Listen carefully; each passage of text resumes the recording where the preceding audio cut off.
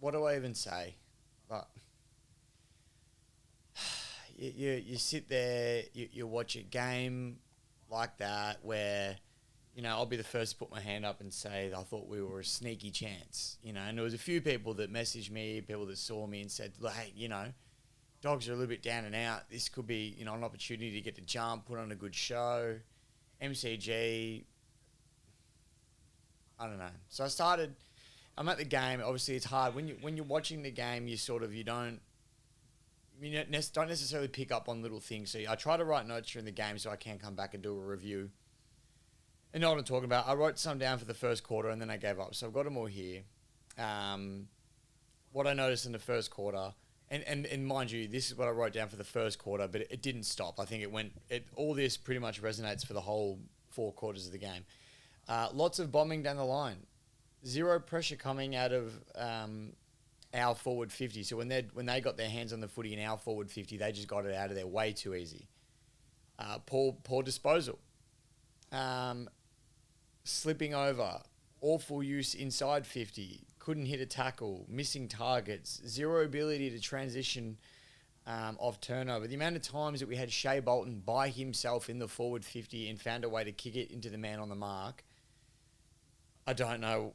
And this happens every week, I feel, but I wrote this one down as well. Other teams always have a number at the back of a contest and always get easy clearances. And I feel like we'll have 3 blokes tackle one guy. He gets the handball out to then 2 opposition players that are by themselves at the back of the contest or the stoppage.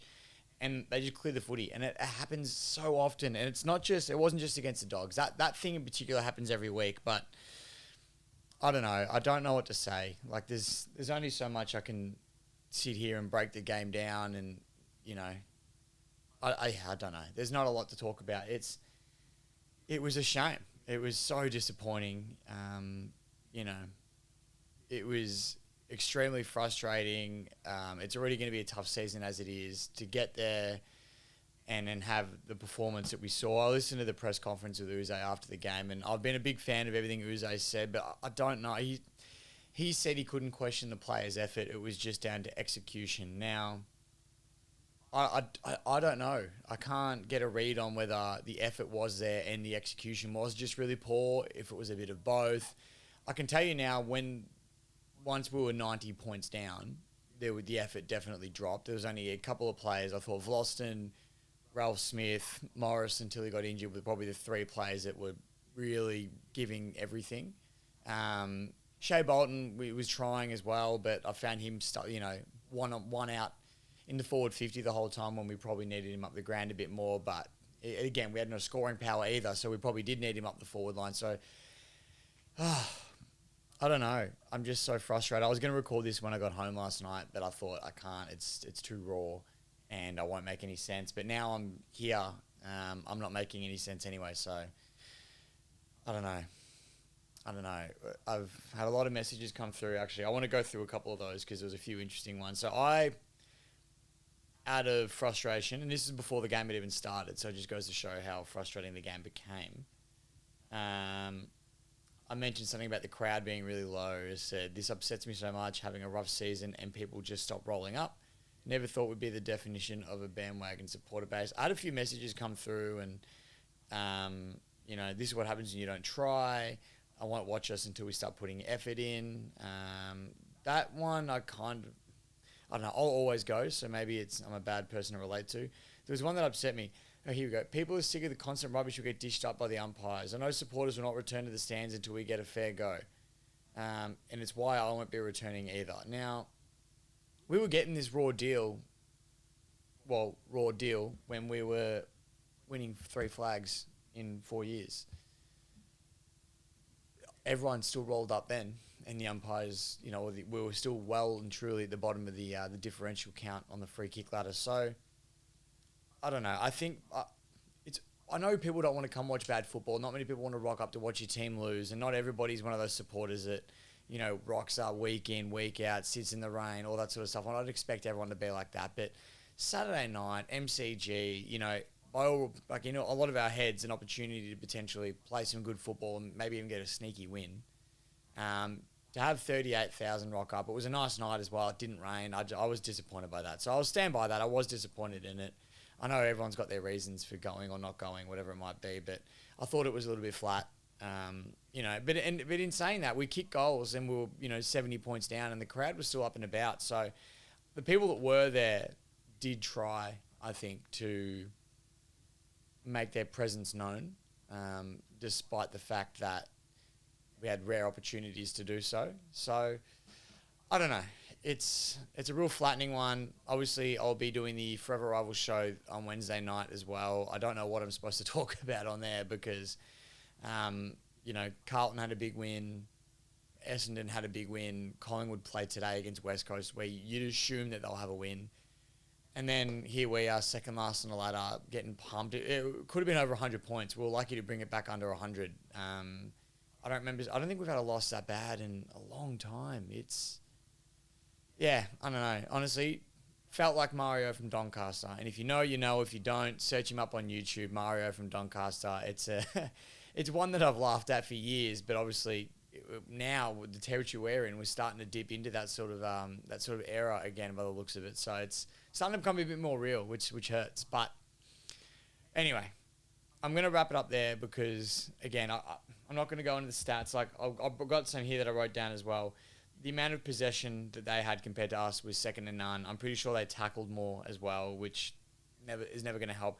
They had 3 players kick 4 or more goals. Like I don't understand how we let them get out on a leash so easily. At points are just walking through. They were just walking through. But I will talk about the Jaden Shaw goal review incident, and I think they couldn't have got that more wrong. They showed 2 angles on the big screen of the game. One looked like it was it was a goal. Or no. Shaw was kicking. One angle showed that it was touched, and then you switched the angle around and you could see that there was a clear gap between the post and the hand of the defender. And for whatever reason, they just kept showing the one where it looked like it was touched, and the decision was made, and I stand by the fact that I think that was wrong. Unless there's another angle or something else that they were looking at that, of course, I don't make privy to anybody else, which I'd love to see. So I haven't been on Twitter. I haven't been anywhere to look for these things. I've been trying to keep away from the socials. So if there's an angle, let me know. But I still reckon they got that one wrong. Obviously, when you lose by 90-plus points, that one goal doesn't make any sort of a difference. But, it's still flattening.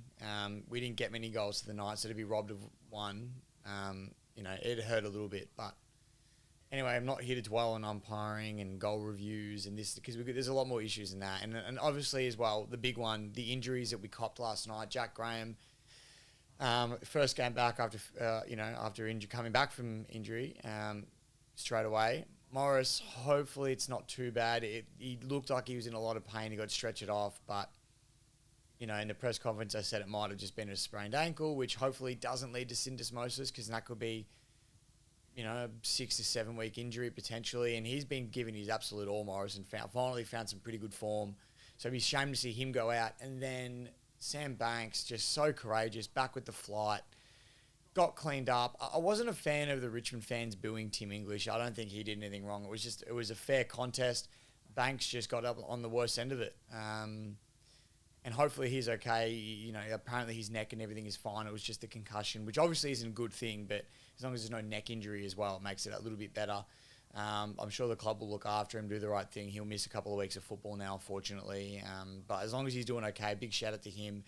And also, I know it is a football thing, and it's a thing of respect that all clubs do for each other. So I'm not trying to say like they've done anything special, but it was nice to see the Bulldogs fans for both Morris and Sam Banks stand up and clap as they left the ground. Now, I know everybody does it, but it is easy when you're having a win like that and you're up by so much to sort of just get carried away and think about yourselves. So shout out to them for doing that. I thought that was really respectful. And then for Richmond fans to then boo Tim English after what happened, I think it was unjustified. I don't think English did anything wrong. He was just running at the football and just took a mark, and Banks was going back with the flight, put himself in a vulnerable situation, and sometimes that happens in footy. So, I don't know.